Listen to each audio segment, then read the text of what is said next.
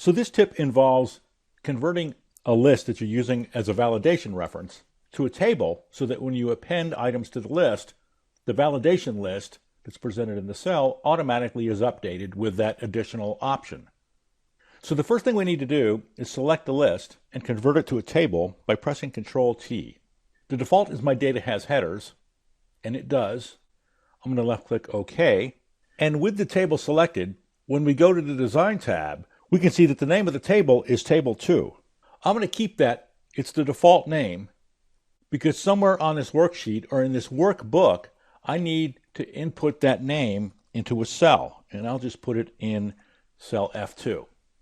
So now I'm going to select the range that I want to create a validation rule for, go to Data, Data Validation, Data Validation, and I'm going to create a list that's going to reference, using an indirect reference function, that table by referencing the cell that contains the table's name, F2.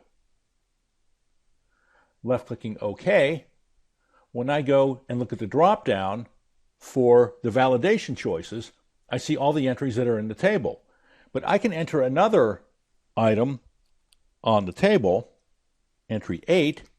It gets appended to the table, and it also is displayed as another option on the validation dropdown. So anytime you add items to this table, it'll automatically show up on your validation list.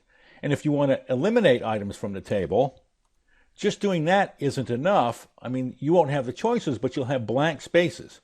So what you can do is grab this little handle at the bottom and drag up to eliminate those cells from being included as part of the table so that you won't have those blank cells displayed at the bottom of the validation list.